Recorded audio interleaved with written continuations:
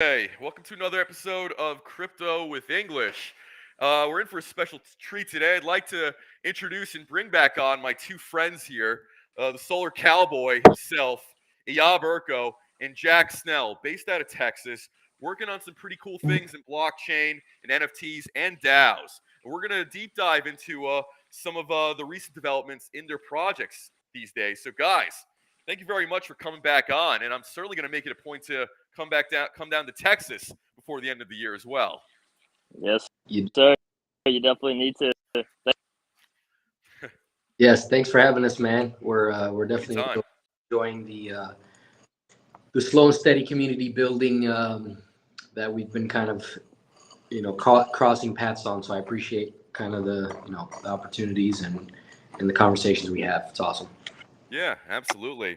So, talk about the DAO and NFT project you guys are doing. Meta Hub Kitties. We touched on it last time. What's developed since?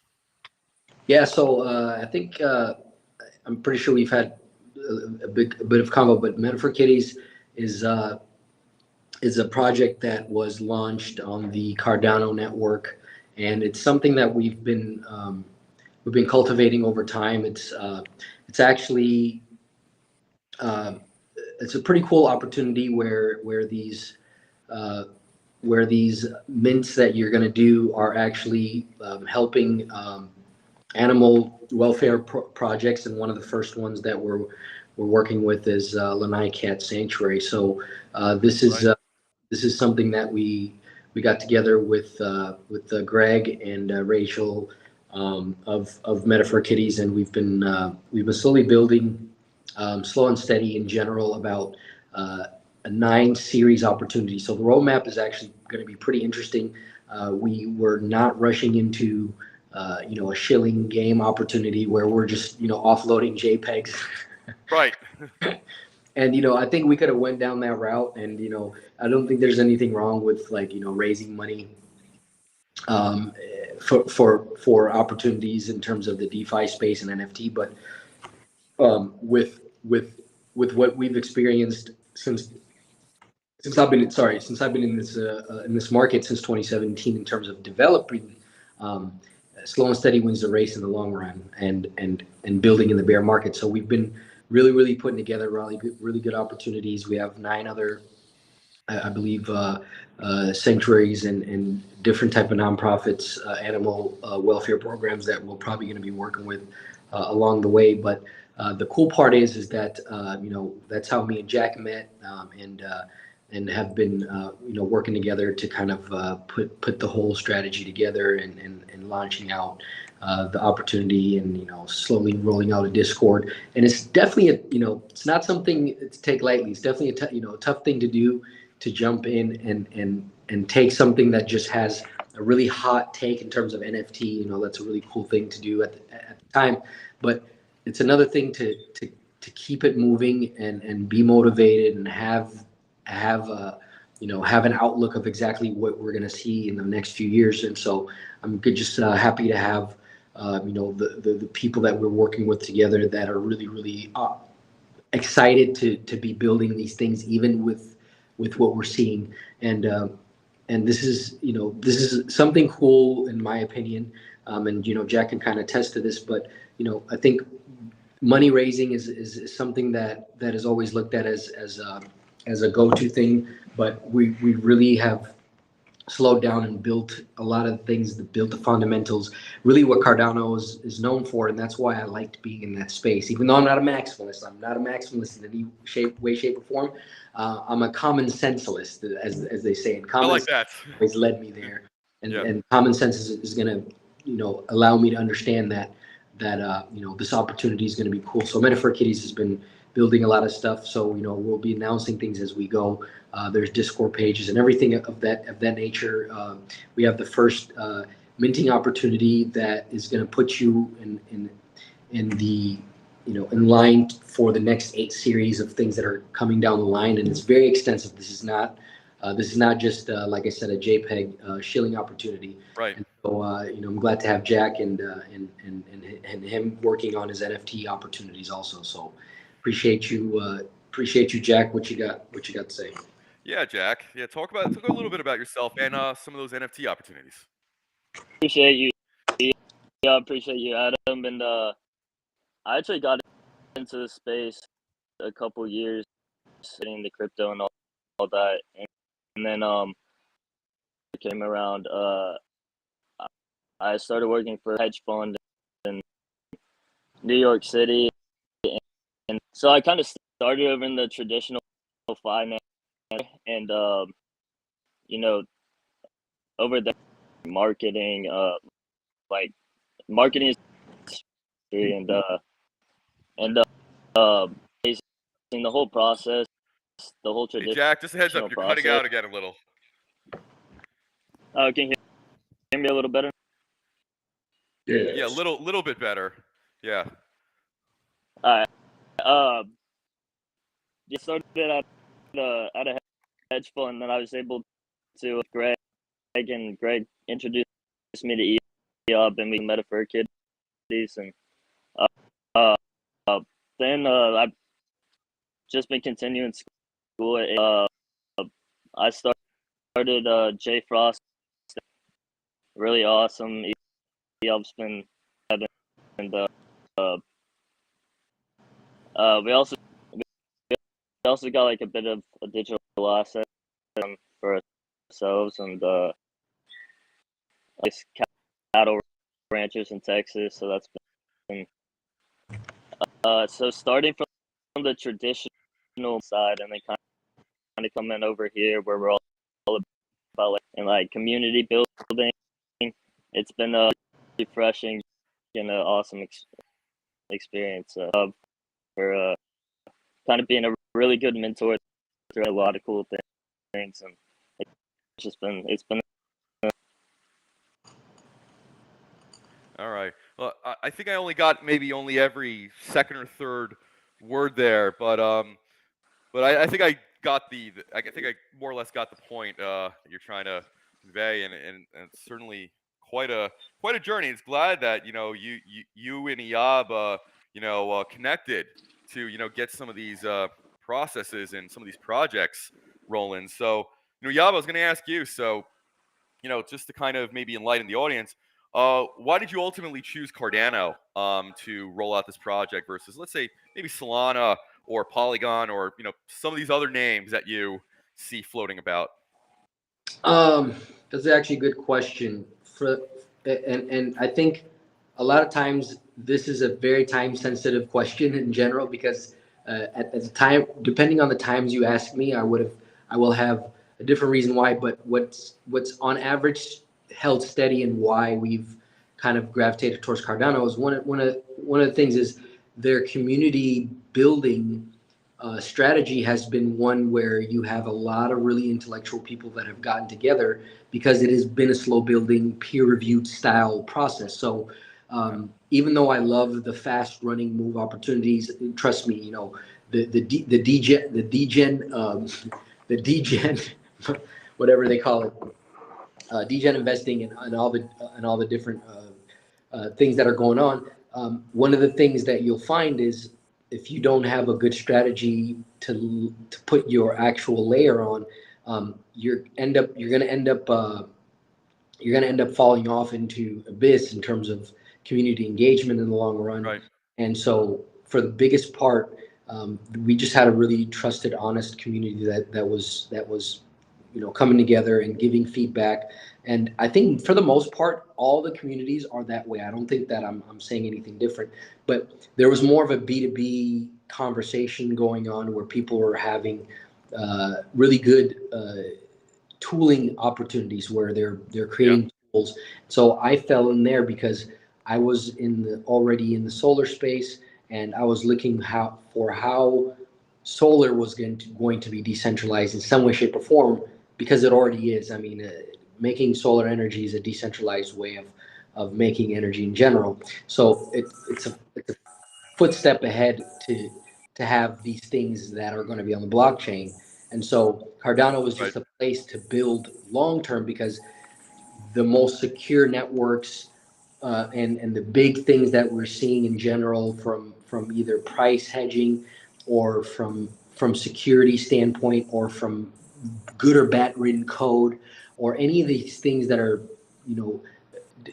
dismantling other things. Cardano has kind of steering clear of some of those things. Now, they've been, I think there's jokes go around as, Cardano's like a stable coin because it doesn't move as high in volatility, even though it is volatile for crypto space. It's not as volatile as other places. And so it's actually not as favorable for the option traders and all that junk. But also why it's a good place for us to just build the initial community, especially knowing that these are business to business opportunities that we're building on. And so layer one just we really didn't care about the pretty, the pretty pictures of what's going on, even though marketing is very important in my opinion, but that is where we're at now. And so it's been a slow and steady type of opportunity, and we liked it from that standpoint. But not to say, like I said, you asked me now, but bridging gaps is the most important thing. As you can see, Polygon is moving towards, using ETH as gas and kind of moving away from the Matic as a token. So what it's showing you is that layer one protocols are becoming less of a conversation on the front end. And so when governance is moving to the back of the conversation. Yes, yeah, for sure. And this is kind of more of a macroeconomic question. So right now, and I think this has been going on for a little while, two names are really coming up as far as the future of tech in the United States. So Austin, Texas, and Miami, Florida. Some, and this is anecdotally speaking, but some that I've met in various circles are a bit more bullish on Texas, Austin in particular, even versus Miami. Being an entrepreneur, doing a bunch of things, a bunch of projects as you are doing, from energy to blockchain in Texas. Do you have any thoughts on why, let's say, Texas might be more of an advantageous place to bring your project to than, let's say, even Florida? Yeah, I think I think there's a lot of reasons why, and I can see why Florida's been, a really good proponent. I think Florida has been really, really bullish on the whole crypto industry. They've been, I think the governor, if I'm not mistaken, the governor was actually wanting to take some of his stipend or salary in Bitcoin. They've been talking about even, doing crypto mining and using this as tax dividend to the citizens. So they're having conversations saying to other places, but that are just common knowledge as you move down the chain of, where crypto is going. But I think where Texas becomes an advantageous state from my perspective is it goes back to, I think we talked about a little bit about China earlier, right before we got on the stream, and why geography matters when it comes to manufacturing. This whole Silk Road 2 build out that's happening that we're seeing. China, just like China has a really huge opportunity in terms of geography, they have really, really big land mass, they have a huge population. Texas is in the opportunity of having a lot of land mass and a lot of growth in terms of natural growth. So it's not just artificial growth per se. And what I mean by artificial growth is Vegas, from my perspective, would be like an artificial growth. I'm not saying it in a bad way. Just look at it from a standpoint. Vegas is a city that was built in a desert. You literally had to export everything there. There's nothing natural.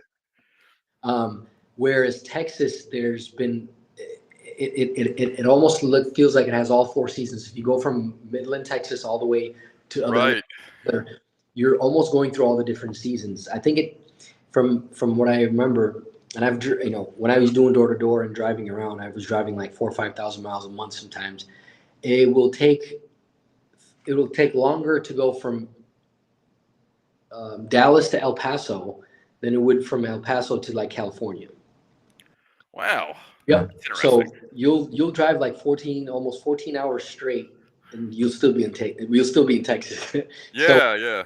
There's a lot of opportunity here because there's a lot of land mass and there's a lot of people migrating here, and it makes sense to have the distributed networks that are coming out here to take opportunity of that.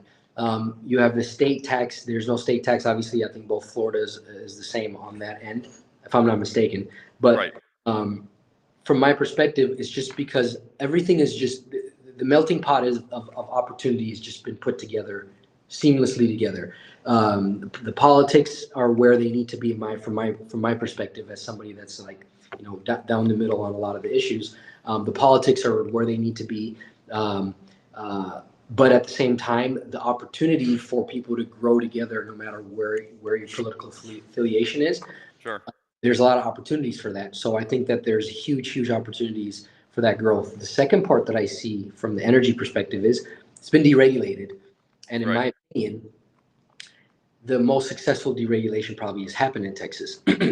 I think we've been here since the Enron days, where Enron, kind of exposed exactly what what the other side of over deregulation might do. But I'm always for deregulation and decentralization. That's why I think I've jumped headfirst into blockchain. But I've experienced and practiced deregulation energy for 4 or 5 years religiously to see that it is an opportunity that has brought a lot of opportunity to a lot of different people in a really cool value chain. No matter if you're from the top of the NRG executives all the way down to the people that are building door-to-door teams in different communities. It has been an opportunity that's brought a lot of things together. Now, with that being said, I think that we're going to do a lot of digital door knocking, no matter if we're going to do physical. Right. There's just a lot of doors, and there's a lot of upside on these doors. There's a lot of opportunity. The market is moving, and it still doesn't look like there's no downside to it relative to other places. So Texas has just been a lot of those opportunities. McAllen, Greg says McAllen is the forgotten spot right there. Very nice. It's very true. Yeah, and speaking of door knocking, so I know you're involved in many projects, and of course, being friends, I also know that you really came into a great opportunity where after doing some of that door knocking, you got hired by Tesla. Talk about the importance of door knocking and some of the resilience and skills that come along with that. Yeah, I think I think I'm going to do a whole reminiscing content sharing about that because I have plethora. I mean, I think I turned on my my Google Photos to save everything since 2014. So I literally have a board of things that have been saved. But I actually started out accidentally because I was trying to get into solar in 2013. I was like, I need to get into solar. I know this is where we need to be. Accidentally got into a recruitment opportunity at Green Mountain Energy. So I ended up going to Green Mountain Energy. At the time, I'm very green in terms of, I'm very new to this whole. So I'm still thinking I'm selling solar. Long story short, I ended up finding out I'm going to be selling, future energy futures for residential. So, where you go to, Texas has been deregulated since I think 2001 technically. And what that means is the people that are providing your electricity are not the people that are going to be billing you. Just like the same deregulation that had happened in the telecom industry when people were calling at the time, the long distance people were different. So you had to call somebody different for long distance to just, to have the ability to call outside of the U.S. In the same way, they've deregulated the energy process where the company that delivers your electricity is going to deliver for everybody.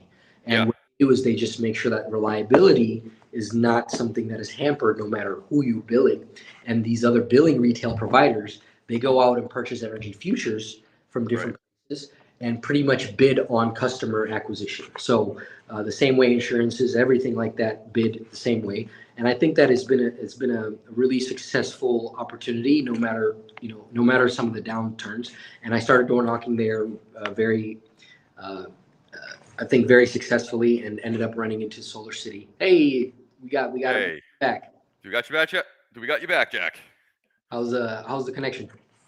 It's coming up green now, so that looks okay. Jack, you say something. So we've I ended up running into the gentleman that was driving a Tesla one time when I was knocking doors, and this is after successfully being top agent and earning trips to Miami and whatnot, and really seeing the successful side. But I saw that there was a blockage where when I started seeing where Green Mountain was going to go with the solar, and actually are we going to start putting residential stuff on top of roofs, because that's where I want to go. the conversation kind of ended there. So I was like, yep, I definitely need to see where it's out there. Long story short, somebody came to my neighborhood that I was working at the time, and he pulled up. He was pulling up for an appointment for solar, and a couple weeks later, I ended up at Solar City. So at the time when I got recruited, it was Solar City at the time. So the Reeves brothers started Solar City back in 2006, and so at the time I joined, it was still Solar City, and so I went through the whole process of staying at Solar City, ending up phasing out into Tesla, and then staying out there for a little bit, and then eventually found out that that I knew a lot more than what the solar industry knew about Texas, and that was advantageous. But it was also a humbling experience because solar is a technology fusion with a construction company per se. So it was moving so fast that it was an opportunity that was just really awesome to be part of. But it also made me realize that I needed to get my tech game up really well. And I've always been in the whole gaming side. I've always, built my own computers and, did the crypto mining side of things. But I knew that it was going to move faster than what most people expected from my first perspective. And so I see that now where, we went from adding up people's graphs on a utility bill manually to being able to remotely pull API and be able to actually, challenge the utility providers meter reads to the point where we have more accurate numbers. That was a 4-year difference in terms of how data has moved it so fast. So that's why I found myself into really diving deep, got into Cardano space, and then met Greg here, Greg Nuss, which is probably a really good catalyst per se. We met in the Project Catalyst group where he was seeing a lot of projects that were being bid out on terms of where Cardano can help out in terms of funding it and whatnot. And so I chimed in on a lot of those because I put myself as a community advisor there and was just kind of running through learning how to actually read proposals and whatnot.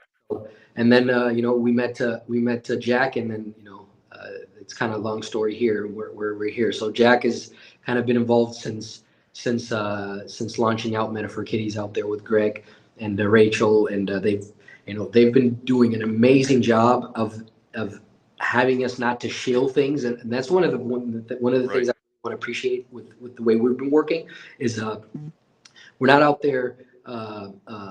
Obviously, hey, we want these things minted, we want these things out and gone, we want people to be joining, but we're doing it in a really, really methodical way where we're taking advantage of the years of experience and data and people and mentorship that Cardano has put in place, because we've seen so many rug pulls happening. We've seen so many JPEGs being shilled, and a lot of times the community itself is like a skeleton that just exists but doesn't really do anything eventually. You've got money out of them initially on the first phase. You didn't do anything with the money correctly. What are you going to do now? We come from a perspective as like, we come from utility first. Like I'm sales first. I've been direct sales for years. I only get involved when it's market ready for the most part. It's been just an opportunity where now research and development has to be part of the company building process. So we're marrying the front end because customers are at the forefront now. We're able to sell and be able to actually experiment with the way we can change things instead of just flopping opportunities up front. And so that's the way I've looked at it from my perspective. Instead of shilling opportunities, we're actually testing what it works.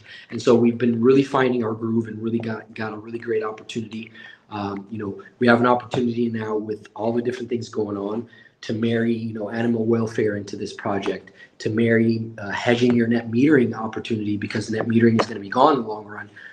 We have some really, really good, exciting things going on where we're going to allow people to hedge their net metering opportunities with some rewards that are probably generated as we speak. And so there's a lot of really cool opportunities going on. The metaverse opportunities that are coming down the line. So all that stems from from deregulated energy. So if I say if I was doing this in Florida, I would have to be fighting one municipality or one utility, and everybody's up in arms about, oh, net metering is at risk. Here we still have net metering because it's a competitive market, but Yeah. competition is drying up in the net metering space because they can't afford to give you one-to-one. Things have to come to replace that, and the only place that I see that happening really robustly a lot of times is Texas, because we need the opportunity. The same company that doesn't want to have net metering because it's a loss for them wants the next best thing because it's the best way to acquire customers. And Yeah. so it's a double-edged sword, and so they have to respect that. And so I've really loved being in that space, and I'm really liking also what Jack has done, coming in from the intern side and now bringing a lot of opportunities. Brought us really good fresh outlook in terms of what we can do on the NFT side, and growing an inner pool of community, like nice and slow. And also Greg and Rachel have been really doing a lot of stuff on the back end, to make us feel really untouchable, really, to be honest with you. No, That's awesome. Joke. I say this to say, we've sacrificed. There's a lot of different things going on, and I'm very, I have that, as they say, the ADD, opportunistic mentality. But I've been really married to what we've been doing here, no matter what's been going on. And so that attests to the Project Catalyst community. That attests to the type of people that have come together, like Greg, Rachel, Jack, Carson, and the 10 or 12 other people that are all also on the Energy IG side. So it's been pretty awesome just building this out. And so this is not NFT shilling. This is actually utility-based conversation. So we want I like that. the bear market building looks like from the next cycle of market, the market. And I would imagine too, if you're coming from utilities, which is very hands-on and tangible, that has to give you a very strong practicality mindset. Especially if you're coming from utilities, you're managing energy usage and output. The energy and output is something you probably have to always be very cognizant of. So even despite your great ideas. So for instance, like and this is anecdotally speaking, but I've met many companies where they're very passionate about their project, but they're not really looking at the smaller details. So I don't know if the passion is kind of eroding or overcoming like the other practical, considerations. But, sometimes people are like, I got this great idea. It requires a lot of gas, but so what? We're going to make it work. I'm like, no, you need to really need to hammer out those details before you go running with it. So I would imagine, like I said, the fact that you're coming from utilities, that's actually kind of one of the best kind of fundamentals to start at, actually going through this. What is the energy? How efficient can we make this energy? What is the output we can do based on how much energy that we're using to expend, so to say? So I think that's great experience to have coming into blockchain and then doing something like this. I think me and Jack talk about this all the time, but Michael Saylor has this quote, and for anybody that doesn't know Michael Saylor, he's I think he's one of the executives for MicroStrategy, and is known to be probably one of the first big Yeah. to actually dive deep into, not the way Tesla did, where they just dip their toes in and out, but where they actually put their investing strategy and went, we're either going to go this way in this route, and they went to the Bitcoin route and blew it up. And so he has a really cool thing that he says, and it's on the Lex Fried, and he also had a really cool podcast on Lex Friedman. Oh yeah. If you watch that podcast, I watch it. I've watched it 3 times actually, to be honest with you, because the Lex had really asked a lot of really good questions, and Michael Saylor has really understood it. And one of the things he says is, Bitcoin is digital energy, and for whoever understands that, you have an advantage. So take a hold of it. I mean, the quote is a lot cooler than the way I said it, but simply put, if you understand in general that the father of the cryptocurrencies that we talk about, Bitcoin, has demonstrated store of value, but in the same effect, not only has it demonstrated store of value, if you look at it in different transaction speeds, because I think people really get caught up in transaction speeds. I think me and Jack were talking about this last night even, where we're just talking about currency, me and you, the front end. I'm about to send you $20. And there's how many $20 can be sent, and Visa has 27,000 transactions a second, and everybody's like, well, Ethereum is going to do better transactions per second than that, but right now they can't. People miss the conversation. You don't necessarily have to worry about that, because a lot of this stuff is going to be on the back end, and we've seen that happening already, where there's chains that are already at 1 million transactions per second, because they can batch 1 million transactions on the 5,000 transactions per second they already have as big blocks, and go off chain and on chain. I mean, there's a lot of different things we could talk about. The zero cash and all the different ways that they're doing it.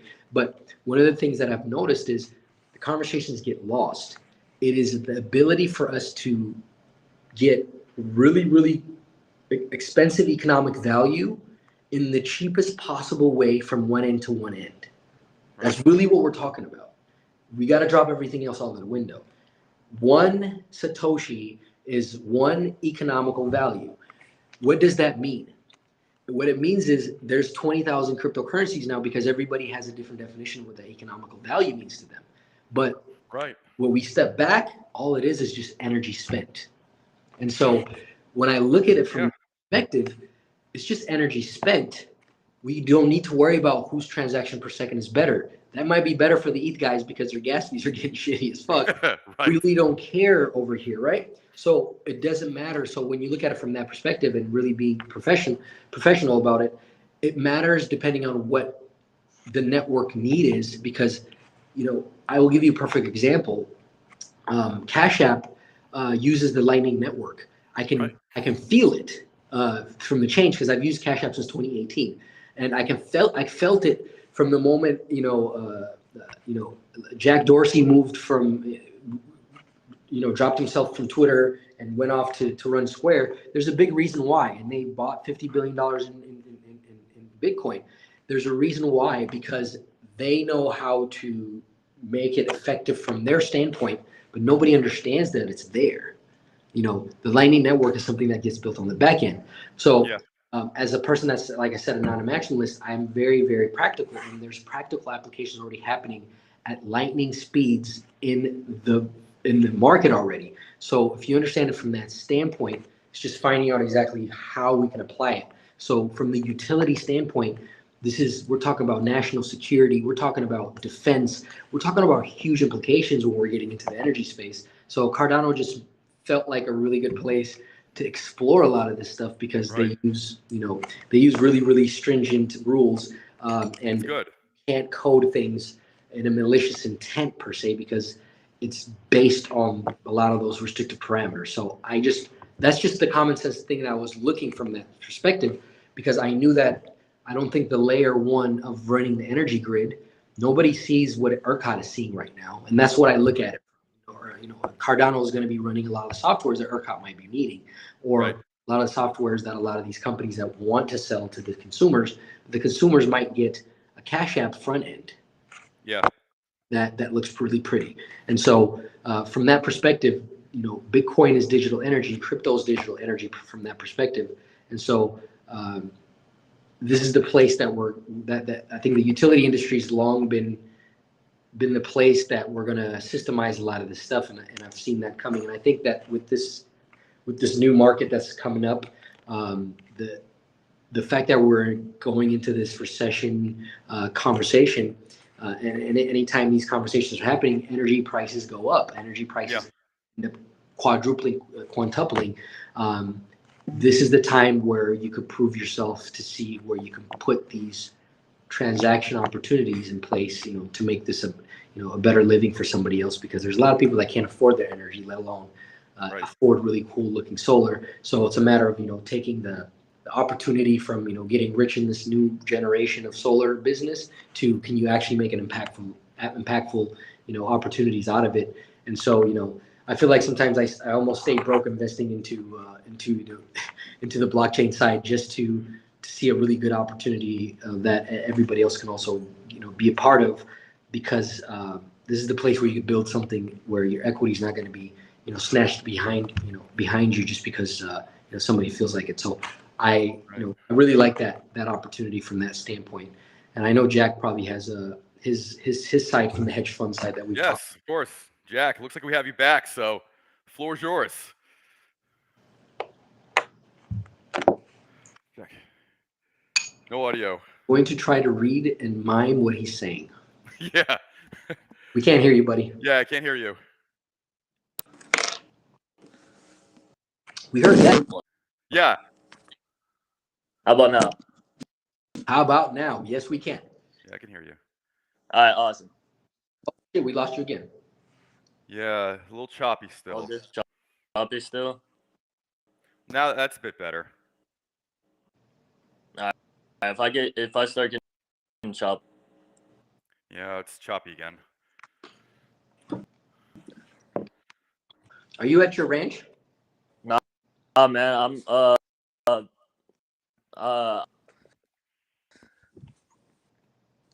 but yeah, I'm dog sitting. Don't worry, my first podcast was in a similar state. I think I was going from Louisiana appointment back to Texas when we were having. Oh, yeah. Hey, listen, Jack, could you just try restarting your PC? Sometimes Yeah. that might just do it. Of course. All right, cool. Yeah, restart your PC and try to come back on in about 5. Yeah. And yeah, I was gonna say, do you foresee more and more projects moving on to the Cardano blockchain, whether it's for making NFTs or anything else? Because it seems like right now, I think much of the NFT world has been based off of some aspect of Ethereum. I think whether it's like the ERC 721 or something else. But I think one of the things that can't be either navigated right now, at least maybe until Ethereum 2, until that's official, are those high gas fees. Hence the necessity for like the Cardanos and the Solanas, of the world right now. And I will say noticeably, I have seen more and more NFT projects coming out on Cardano lately. And so I think that is actually quite telling of maybe things to come. No, I mean, so I'll look at this from like a really, really like non-competitive perspective, because I know I do a lot of things on Cardano, but Solana has really put itself in a really good position to be kind of the favorite from what I'm seeing a lot of times from a launch standpoint, because it has captured the migration from Ethereum pretty well. But at the same time, one of the reasons why I think Cardano had a really good opportunity was because they had proof of stake figured out pretty well. Let's just take it back to fundamentals. And the reason why I say that is, when I went through learning how to launch my own stake pool and went down that rabbit hole, and that's the cool thing about blockchain is you'll go down a rabbit hole of trying to do something, and before you know it, you're in a 3-month course learning Node.js, and all of a sudden, I'm a part-time programmer. But what I learned from that is there's a lot of depth to it. And one of it is, they really went with proof of stake early on. And if you've seen it, one of the things that's cool about from our perspective of minting is, you use your Yoroi wallet or Flint wallet or a lot of the wallets that we have going on right now, and those are self-custody wallets. And the cool thing about that wallet is, from my perspective, it's the only wallet that is susceptible to my spending habits and my a lot of the holes that are in a lot of my other bank accounts. Meaning, right. It is the safest place that I have. Is my hard storage. Yeah. And so that has a lot to do with the engineering process already being so put together well enough where we cared about the foundation before the market was built on it. And so I think smart contracts and the ability to write smart contracts really put Ethereum in a position to really blow up. And I think there was an amazing opportunity, but I think they needed to have the governance figured out correctly. Obviously, the reason why I say that is, Charles Hoskinson saw something, and as the co-founder of Ethereum, people let's not forget, Charles Hoskinson, founder of Cardano ADA, for anybody that doesn't know, is the co-founder of Ethereum, and so they've probably approved upon proof of stake a lot better. And one other thing I've learned is it's a lot easier to input a lot of these things from the beginning in terms of the way you code. It's hard to hard fork, not just from a governance perspective, but once you decentralize something, you can't just take things offline and online, and that's where Solana into a lot of the bugs is. Oh, they took, their stuff went down, but that's also their advantage. They did. I think they just bit the bullet, let their network go down a few times to make these updates happen. That's from my perspective, and I think Solana's in a decent position and has garnered a lot of really good investments. FTX is backing it, so when the money from a lot of good smart people is backing it, it doesn't really matter what your opinion is about maximalism conversations about Sure. who's better. But I think the right minds are there, but you also see you have to make sacrifices like what Polygon is doing. Polygon has introduced the ability to probably go to ETH gas fees and allow you to do ZK rollups. I believe that's probably what they're going to go down towards, which as a way of aggregating a bunch of transactions, off chain, on chain. There's a lot of different explanations. I mean, I'm not going to go down that route, but it allows you to make faster transactions by allowing you to group a bunch of transactions together in like a batch approval, if that. Right. And so that's kind of the way Lightning Network has allowed Bitcoin to do the same thing. What does that tell us? That tells us that the layer ones are figuring out how to do a lot of things without having to worry about layer one competition. I think we're going to see a slowdown of where layer ones are going. So to kind of long story answer your question, do we see what we go down the layer one stage? I don't think there's going to be too many layer ones. I think like the Amazons and what came out of the .com bubbles, they've kind of set in stone. If you're looking at, let's just be generous. You're looking at your top 100 cryptos, you're going to find who's your layer ones in there. I'm going to say top 10, and within the top 10 you'll see it, but I'm going to say top 100 a lot of times just because places like Polygon have really shot up for a lot of different reasons, and there's places where you're going to see a lot of things changing, places in terms of who's the place to launch your network. I don't think we're going to see the developer side of this conversation as much because it's going to be saturated in terms of there's no more marketing opportunities. There's no more I'm going to be bigger transaction than you. There's no more mint better than me here. We figured out that it's all the same. It's about which combination makes more sense. So we're getting to the maturity of the stage where you're trying to figure out which stack of software makes your front end looks better as a business. Sometimes it might be Google, and you might go to Google Cloud. Sometimes it might be AWS. Sometimes it might be Azure. Good point. But I think we already have our AWSs and our Azures and our Googles of the blockchain from my perspective. But it's going to take a chaining of protocols. So that's why I see the bridging opportunities are going to be the biggest ones, where things that are going to allow things to bridge correctly are going to be the biggest opportunities, because we don't have to throw the baby out the bathwater when, for example, Bitcoin is not doing what people want to do, which is for me to chip off part of my gold to you instantly within digital medium. I don't have to do that. The bridging of that tool is going to allow me to do exactly what we want to do without Bitcoin's network having to suffer from having to do that exact protocol function, whatever you might want to call it. So that's what I'm seeing from my perspective. But we're going to have a lot of cool opportunities that are going to be introduced in general from our side of what we do. But I think Greg has a really, really good nuance on this. Greg, as you guys know, comes at it from the law perspective of this energy industry. So he's in the process of transitioning out of the EPC side of things and going on the digital route.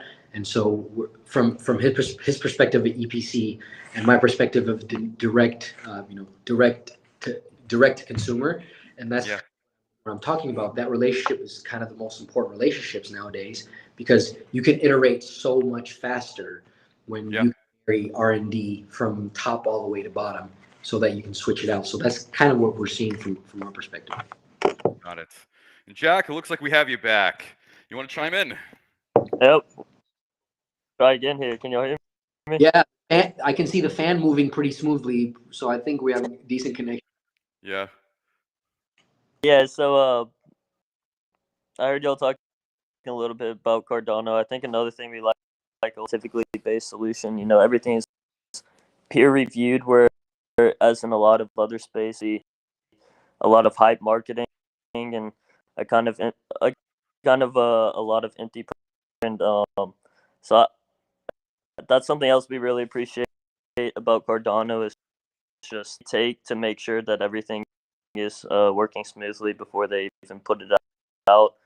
Vitalik said also on Lex Friedman's show that the reason Ethereum doesn't you can get things out quicker, and I found that kind of discouraging and something I think we both love about Cardano is like the effort that they put in the back smooth experience when it's released. Um, and yeah, I went back to I know I was choppy earlier. Going back, kind of how I got in the space. I got into crypto pretty early, and then in January I started working for a value base, and I kind of look at crypto and kind of what or trying to get the best economic value for the lowest price. Like that's basically what it is. You're trying to get the best value for the lowest price you can pay. And I joined the marketing and business development team over there last semester for this experience. Yeah, so I came from more of like the trade-basing, high net worth investor side of things, and then I met Eyob and Greg. Ever since then, we've been rolling out Meta Kitty, and it's been an awesome experience. And I was since I got more of the traditional marketing, at the hedge fund, it's more we do over here. We do a lot of like organic growth kind of stuff, like Eyob said, just focusing on like build. Adam, you've been in our Twitter spaces, and we kind of just like have conversations. Not a lot of things like that. And, that's really one of the things I love about what we're doing is we're building a community of authentic conversations and real and and I also heard y'all kind of talking about Texas. Real quick, the He was asking for those who Florida. I was just going to comment on the power grid situation. Like the winter that was really bad a couple years ago. I'm more if grid shuts down in the heat of summer because you can always bundle up if you have get warm. There's not a lot of things you can do if you're too hot. Like what do you if the power's yeah. So God forbid that happens. But I think run implementing blockchain technology into the whole Texas power kind of add some accountability. We didn't even know who to hold accountable when all the winter storm. There's not of course not a lot of transparency. I think one of the biggest issues was like here down in Texas, once we get some icy roads, everything shuts down. No one could even go operate the the power grid. So yeah. I like what y'all was saying. Energy and blockchain. That's something we're really trying to do with fun doing that. Awesome. But well said. Yes, sir. Jack, whenever you said the road shut down, whenever there's a little ice. I grew up in Minnesota for a little bit of my life before I moved out here, and one of the things I always joke is I'll take a grandma from Minnesota any day when it comes to winter driving. hot state from like a NASCAR driver from Texas. But no, in general, I think it's been. I think we're going to be able to weather it correctly because the tech side of things are starting to get better, but it is scarier because we hear the utilities kind of nudging the different municipalities to Right. to almost do brownouts. I mean, there's rumors. There was rumors, I think, of I think not Louisville, but there's I think Farmersville, I believe. I'm not sure, but one of the cities where the police where the police Twitter page ended up kind of warning like their residents, hey, we might have rolling blackouts, but then it was rescinded because I believe part of Farmersville runs on Garland Power and Light, which is a co-op, so they don't necessarily have to make those conversations as public. Oh, They do from ERCOT. Long story short, there are issues, and the whole issue is you have 58 hertz to whatever 62 hertz, and you have to hold that energy within that line, or if not, you have a brownout or a blackout. If it goes too much, it goes down. And one of the things that we're seeing is the economic value of producing energy is the same economic value as reducing it.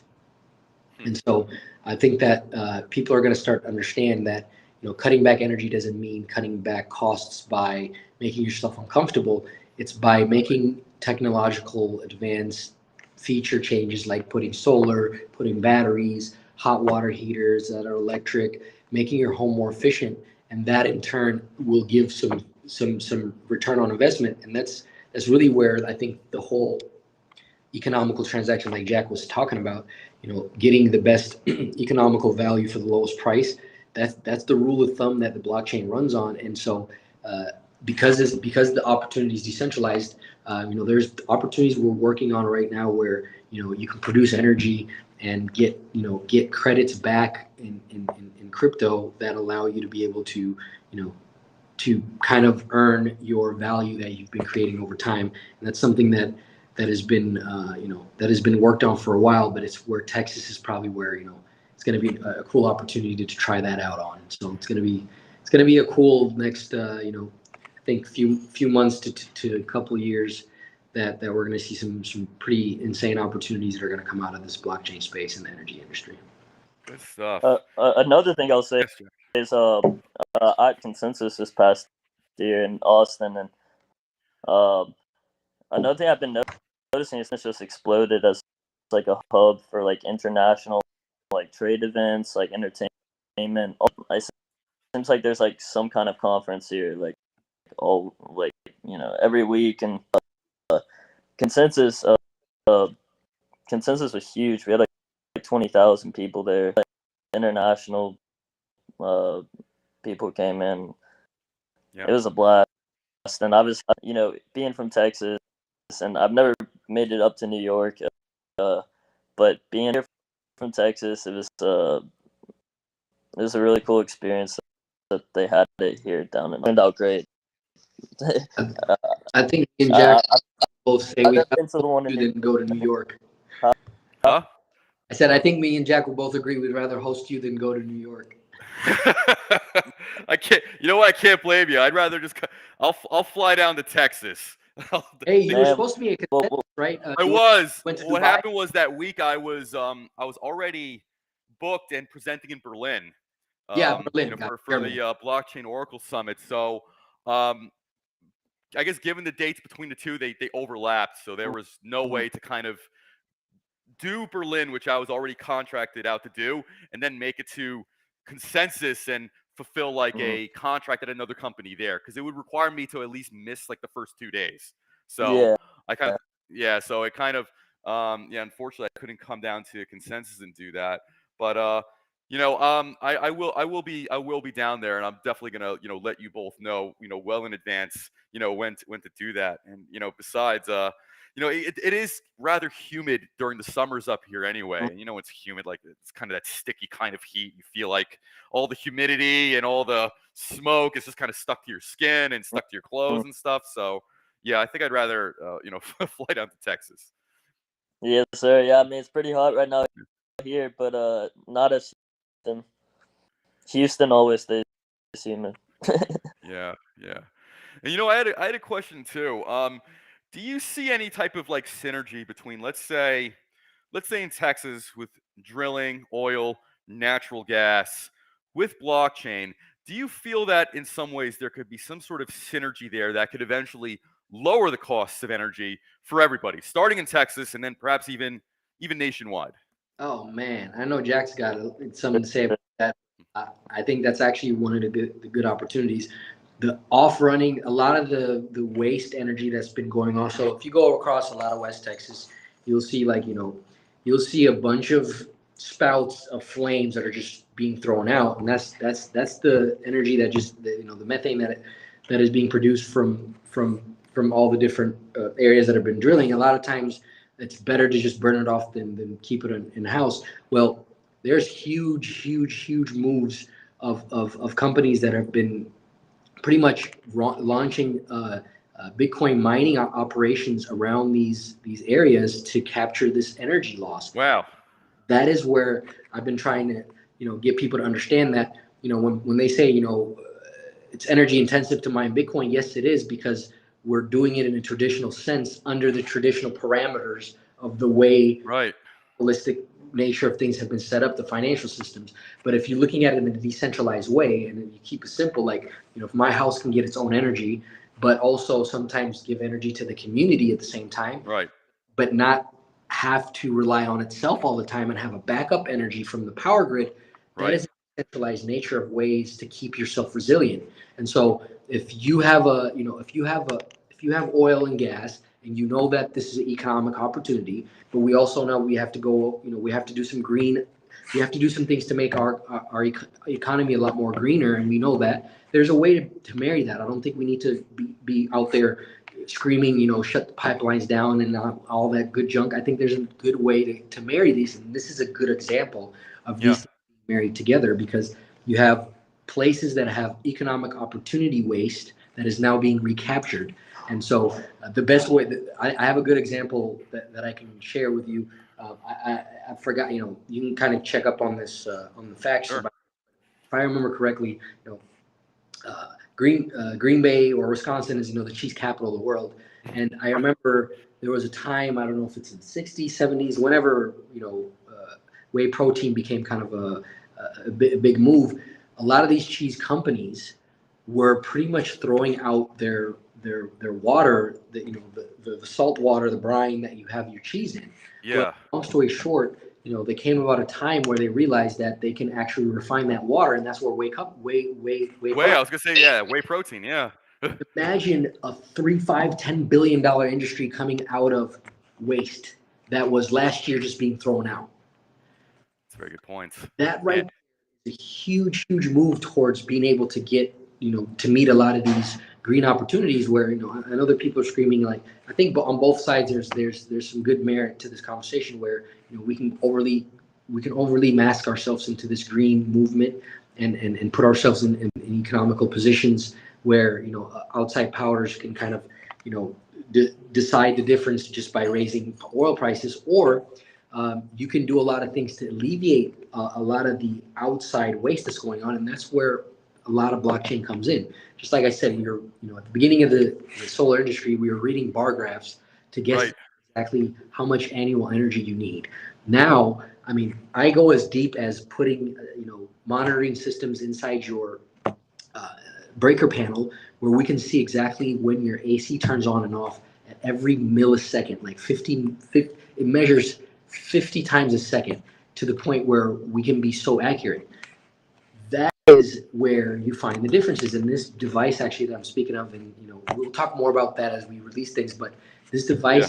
actually help people, change out their AC system before even having to call out a technician, because it tells you exactly the motor, when the motor's fluctuating, because it's reading such minuscule details of the energy, but it's also allowing you to make it accessible for you to read and make decisions around it.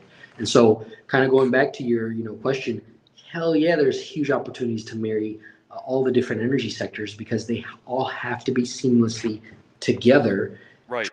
in and out.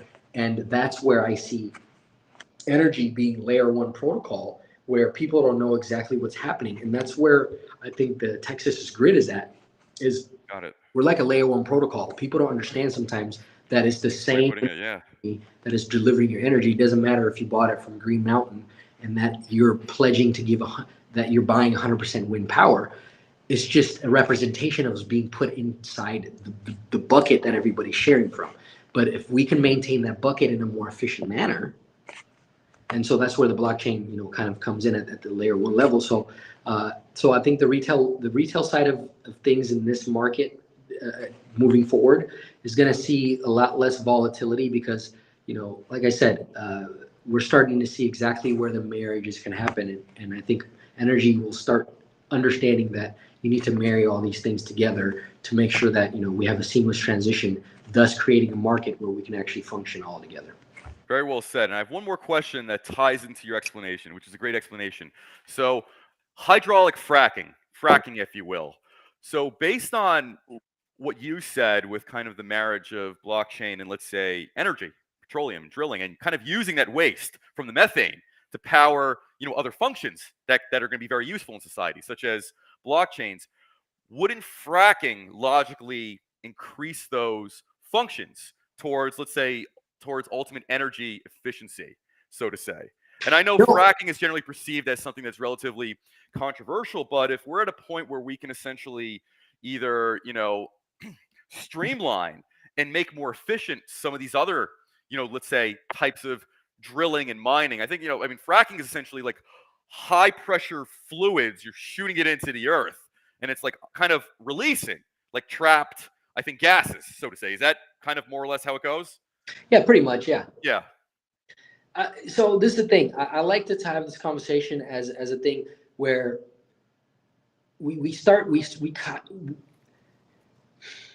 energy is getting to the point where we have to start looking at it as a state issue almost, versus a national issue. And the reason why I say that is because it's decentralized opportunities like solar is a community opportunity. You ask the community if they want that shit. You don't ask you don't ask the fucking president, like, Right. fucking Louis. You don't ask somebody 1,000 miles away, hey, listen, what's your take on this? To decide. So from my perspective, and this is from my experience, for example, like, when I was going through one of the coal mine, I forgot which city it was, but I was on the way from Rochester or Minnesota. One of these coal mine states, they were ravished, 40-50% cancer rates, blah, blah, blah. And it's probably something that the community can decide on. From my perspective, I'm just looking at it in a very futuristic way. Imagine everybody deciding, hey, we know green is important, so we're going to make the sacrifice locally to do these things, right? So offset their shoot. But then imagine there's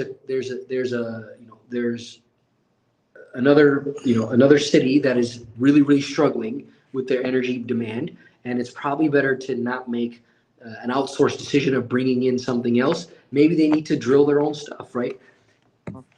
At this level, it's really debatable because from my perspective, I'm all about green energy, and that's where I come from in general, but I'm also not a maximalist. It's very important to understand that part, because if you're not able to have those conversations, you're not going to win these conversations moving forward anyways, because at some point we're going to find ourselves in the place Australia is, where where their energy rates are where their production of solar and their duck curve is not matching the ability for them to store their energy, so they're curtailing it, they're throwing it away. So there's an opportunity there for Bitcoin mining or something like that. Well, Tesla has went in there and has done a lot of things. So battery storage is going to really solve a lot of these issues, in my opinion. That's why I'm really bullish on battery, because Tesla went in there and did this for Hawaii also, where they put 100 megawatts of energy power in there, and that, what it does is it regulates your energy for you. So if you're a person that comes home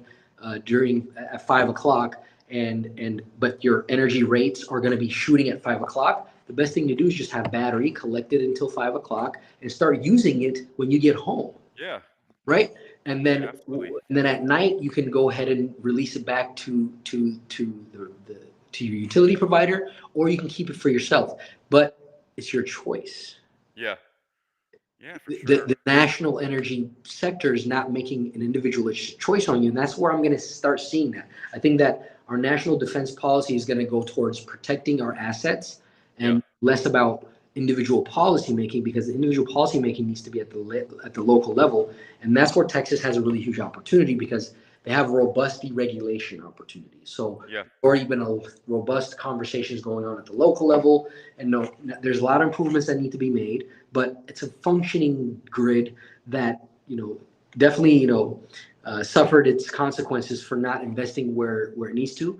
But that's where blockchain is going to come in place. So if you ask the community, hey, you want to protect your assets, it's probably going to vote right instead of going for profits on Right. that.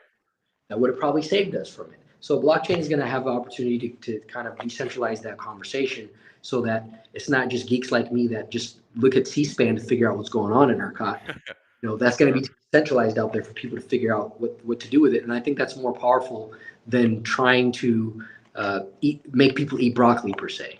Yeah, it's a good way of putting it. And before we go, talk a little bit about your Twitter Spaces. You guys seem to draw a pretty interesting, diverse crowd to, also talk about and navigate these issues. Hell yeah, Jack. Yeah. Jack leading awesome Twitter space opportunities. He brings on a lot of cool stuff. I think even the last we've had some really interesting people that pop in and out. You'd be crazy to find out, including Adam. Adam pops in and out. Oh, thank you. Yeah. Yeah, I'll try to make it to the next one for sure. Yes, no, we're gonna make of course, more. man. Jack has a lot of. That's right. We Yeah. actually, Feel yeah, free to bother me. Blow up my phone by all means. Yes. yeah, I'm one here soon. But yeah, it's been an awesome experience, especially watching how fast the community grew. Kind of back to the beginning of May, or I'd say April, and really fast. I kind of took a little break after finals, just from social media in general, unwinded, reset, and yeah, it's been really exciting just to get back to it. We have a really diverse audience. I like to try to bring some of the guys from the A&M Bitcoin Club in. Good little back and forth with the Bitcoin maximalists, and Yeah, I can imagine. Yeah. it's always fun times, and yeah, like we just like to have like conversations about what's going on, our opinions and views, and in space, and yeah, so it's been a fun experience, and watching, always feel free to hop in and share your opinions. Oh yeah. It's really cool that you, Jack, and you have a college dropout here. You got a recent intern here, and you have an ex-lawyer, as I should say. But it's really cool because like the community kind of comes together from different perspectives, and that's one of the things I liked about Project Catalyst. I learned a lot about Project Catalyst and the way Cardano ran their community. There's a lot of there's a lot of conversations, but one of the things I've seen is the communities that are built not by forcing the conversation, but by just having that platform there, but making sure that people's needs are met is where the ones that are going to go forward. So from my perspective, we're meeting our day-to-day needs in terms of trying to figure out how to bring our day-to-day business opportunities into the blockchain space, but do it in a way that is marrying it correctly. It's tough. I mean, I'm gonna tell you this right now. Like, don't let me shield you to make you think my smile is all fun and games. It's a shit show out here. But I wouldn't be anywhere else. Jack is an awesome person. I wouldn't ask for anybody else more. Greg, man, Rachel. We're still trying to get them to. We'll get them in a conversation on podcasts. I know sometimes we just launch randomly, but they're doing a lot of the heavy lifting on the back end of doing a lot of things. You're going to see crazy things coming out of the woodworks out of that. And so we're more of the untie-shilling. We'll let you figure it out. But we're definitely there, to present the opportunity. But we're also more trying to figure out what other people have going on. That's really what I'm all about, also, because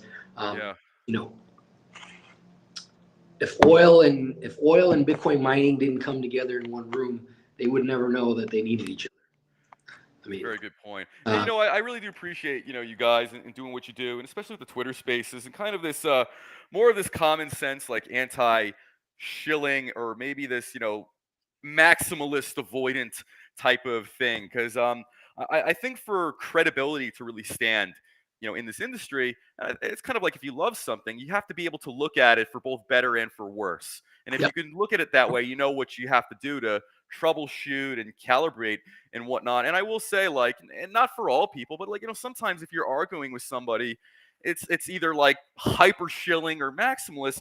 To be candid, it's like arguing with a drunk person. It's like you're not going to get anywhere with it. I You know know. what I mean? Forget about It's it tomorrow. huh? And then we forget about it tomorrow. And then we forget about it tomorrow anyway. So it's kind of like it's conversations like this where you're able to kind of do the back and forth, look at the pros, look at the cons, being able to kind of see things for as they are. That's how you really get towards real, genuine strategies for what we need to fix and real tactics for how to fix it as well. I mean, listen, Bitcoin is great. I like Bitcoin. Presumably you two like Bitcoin, but I think between the three of us, we can acknowledge what some of the problems are. Same with Ethereum, same with many other, blockchains as well. And I think it'd be almost intellectually disingenuous or dishonest to be like, Bitcoin is the best. If you don't agree with me, go after yourself, and there, and listen, I think between the three of us, there are people out there who are like that, Yeah. I think they literally kind of have it, tied to their heart or just on their wrist all the time. But you have to be able to kind of detach yourself from what you like to figure out how to fix it, so to say. I agree. Yeah, no, like tribal or like divided.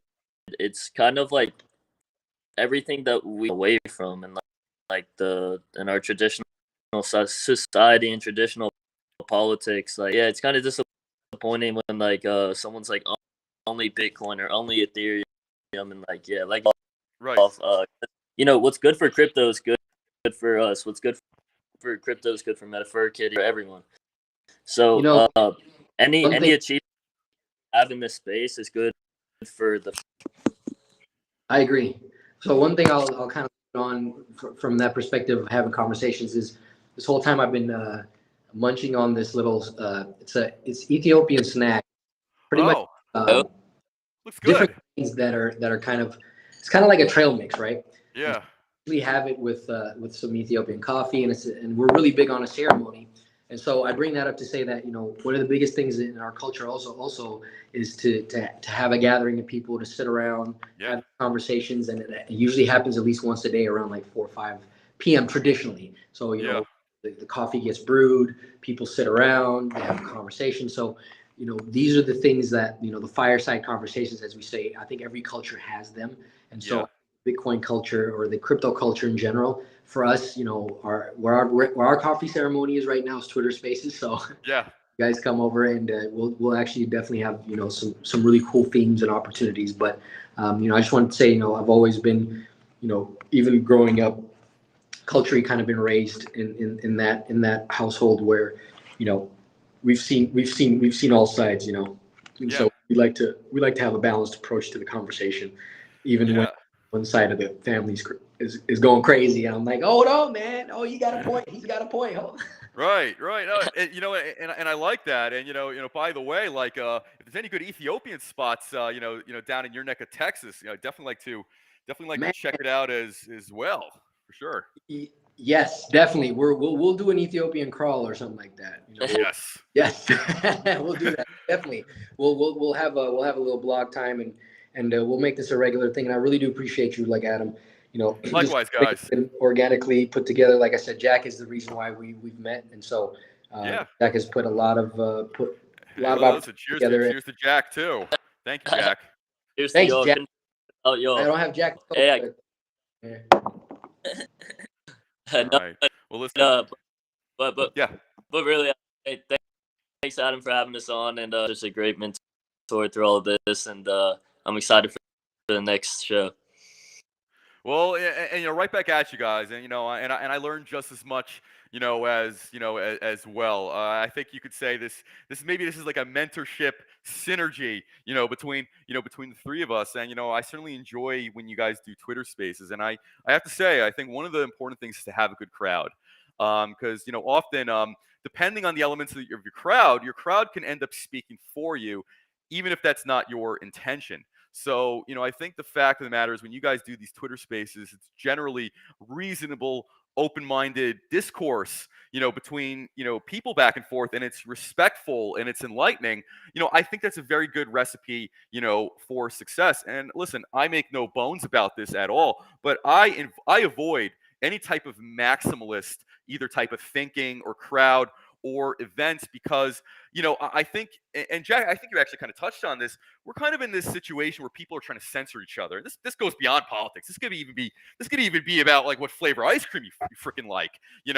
I don't think that adds any value, and in fact, I think it kind of either speaks more volumes about the non-relevant things versus the content you're really trying to, come across. And listen, we're all adults here. If it's Bitcoin, if somebody has a different opinion, don't be so thin-skinned about it.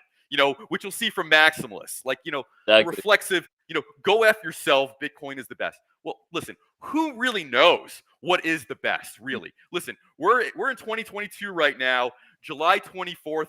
I don't know what's going to happen on July 25th. I don't know what's going to happen on July 25th, 2040. You know, Yep. I think we need to be able to remove ourselves from our opinions, thinking everything that needs to be known is known right now by me, so to say. Mhm. So, having spaces like yours where you guys can kind of just go back and forth in this very enjoyable, seamless, relaxing way, talking about these different things, that is how you're going to get people to really explore this. That's how you're going to really convince and win people over at the end of the day. Because let's say if I'm somebody who doesn't know anything about this space, I would actually be more comfortable going into a space where, okay, we can talk about everything, the good and the bad and the middle ground, versus, let's say, just a Bitcoin fan club, so to say. Like, I don't want to be talking to, let's say, the equivalent of like cult followers, so to say. Not to put every maximalist into that, but there are some fringe elements of that I've seen out there. And it's like, you guys need to calm down a little. Seriously. No, Yeah. definitely. I mean, I think I can test this. I think there's a time and a place for building that. Like, I look at this as layer one conversation. Yeah. Reality. Layer two conversations or a lot of sub projects. I think you can go as crazy as you want, because that's like Right. a video game. Like, we're in a video game room. Right. What they say to me, and so in those rooms, I think it's respectable. So I think what we're starting to find is this whole layer one conversation, which is the whole blockchain at its core, should be an open conversation of figuring out exactly which different communities are experiencing. And that's, I think, what even America is built on. All the different states cooperate together. There's no requirement for them to do so, but it's a cooperation that kind of brings the whole nation together. So Well said. And you know what? I'd like to just add this, and this is kind of inspired from what you guys try to say. If you're trying to be a maximalist, that also means you're trying to centralize the dialogue. You're trying to centralize the conversation. You're trying to that centralize the way people think. whole thing, yeah. So the fact of the matter is, if yes. That's So, right. so my feeling is, if you're in this space, you're attracted to the notion of a more freer, decentralized type of world, type of ecosystem. So be consistent, so to say. If you are about decentralization, if you are about the promise of blockchain, then don't be a hypocrite to yourself or to people who are listening to you. Don't think that whatever you have or whatever you think is the magic bullet, and then don't try to hammer it over people's heads. Yep. If you're a maximalist, I would say this unequivocally. Do keep in mind, you are really trying to centralize the dialogue around this. You're also trying to centralize the dialogue and thinking of whoever listens to you as well. If you really believe and you want to stand by your ideas, keep it as open as possible. Yep. Listen, take the shots, take it on the chin, hear what people have to say. And I want to add to this, and to say that just because it's open conversation means that, like, that everybody gets a shot or opportunity at being whatever it is. I think that I grew up in in competitive sports. I'm very competitive. I'm all about whoever earns the right to be there. Right. be there. Like I'm big on that. No matter what your your race, your creed, whatever. I don't care what it is. It needs to be about open conversation and letting people compete at the market level. And so if Yeah. you that perspective, open conversation allows you to kind of filter it into subgroups, and then you can go in there and go crazy. Right. Yeah. Once you get into your ape coin group, go ape. You know what I'm saying? Go ape. Right. Exactly. Yeah. Absolutely. Yeah. One just yeah. I think that's something that could go for one. I think the best thing we can do as members in a society or members of some kind of community to address the issues and big need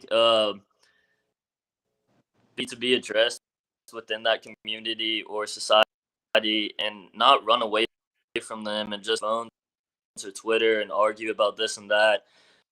Right. I think the best thing we can do is sit in an honest conversation and work out these issues. And when you have both of kind of, I guess, the spectrum come together and then they collaborate, that's that's our bipartisanship, and we're supposed to sit down and work things out. I think that's one of the best things and most protected in society.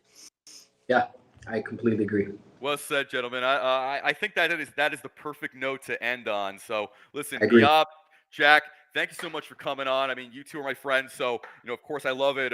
Anytime we get to kind of come together and connect like this. And listen, keep me posted on the next Twitter Spaces, and I'll be sure to come out, and we can pick up from here and riff back and forth and see where it goes. No, for Yes, sure. sir. No, will. I will definitely make that introduction, and let me know, Jack, also whenever you want to launch that, and we'll get another few going. And yeah, it's definitely been amazing conversation. Like I said, I was telling him, like, man, an hour is longer than expected for something that we didn't really plan. But as you can see, it fly by past. It's an hour and 20 minutes. So Yeah, that's right. it's natural. This is where natural conversation should happen. So I appreciate all that. So thanks, guys. Likewise. Thank you very much, guys. Yep, and enjoy the rest of your Sunday. Listen, have a good. Yeah. And I'll talk to you both later. Yes. All right. Have a great one.